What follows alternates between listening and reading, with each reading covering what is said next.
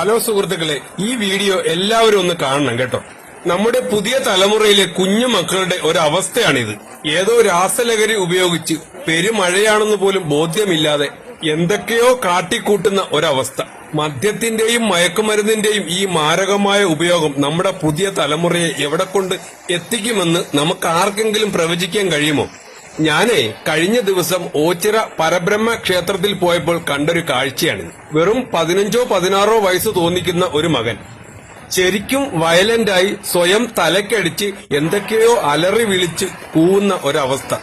ആ കുട്ടി എന്തെങ്കിലും അക്രമം കാണിക്കുമോ എന്ന് ഭയന്ന് 2 പോലീസുകാർ അവനെ അനന്വയിപ്പിച്ച് നിയന്ത്രിക്കാൻ നോക്കുന്ന കാഴ്ചയാണ് നമ്മളിപ്പോൾ കാണുന്നത്. അപ്പോൾ നല്ല പെരുമഴയുള്ള സമയമായിരുന്നു കേട്ടോ. കൊച്ചുകുട്ടിയായതുകൊണ്ട് കൂടുതൽ ബലം പ്രയോഗിച്ച് അവനെ കീഴ്പ്പെടുത്താൻ ശ്രമിച്ചില്ല. ഈ വീഡിയോ കാണുന്ന ഓരോ മക്കളും ഓർക്കുക ഈ കുട്ടിയുടെ ഒരവസ്ഥ.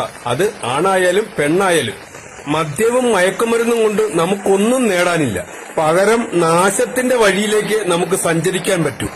ഈ വീഡിയോ അവസാനം വരെ നിങ്ങളൊന്ന് കാണണം കേട്ടോ. ആ കുട്ടിയെ അവസാനം കീഴ്പ്പെടുത്തി ഹോസ്പിറ്റലിലേക്ക് കൊണ്ടുപോകുന്ന കാഴ്ച നമുക്ക് കാണാം.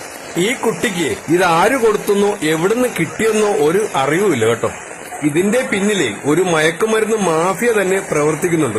നമ്മുടെ കൊച്ചു കുട്ടികളെ കസ്റ്റമറാക്കി അവരെ അഡിക്ഷനാക്കിയതിനു ശേഷം അവരുടെ മയക്കുമരുന്ന് ബിസിനസ് വളർത്തുവാനായി ഉരമ്പിട്ടിറങ്ങിയിരിക്കുന്ന കുറെ സാമൂഹ്യ ദ്രോഹികൾ നമ്മുടെ സമൂഹത്തിലുണ്ട്. ഇവരെല്ലാം തിരിച്ചറിഞ്ഞാലും ശരി, നമ്മുടെ നിയമവ്യവസ്ഥയ്ക്ക് ഒന്നും ചെയ്യാൻ പറ്റാത്ത ഒരു കാഴ്ചയാണ് നമുക്ക് കാണാൻ കഴിയുന്നത്. അതുകൊണ്ട് നമ്മുടെ സമൂഹം ഈ മാരക വിപത്തിൽ നിന്നും നമ്മുടെ മക്കളെ രക്ഷിക്കുവാൻ ഒറ്റക്കെട്ടായിട്ട് നിൽക്കുക. അവനൊരു കുഞ്ഞു മകനായതുകൊണ്ട് അവന്റെ മുഖം ഇവിടെ കാണിക്കാൻ കഴിയില്ല കേട്ടോ.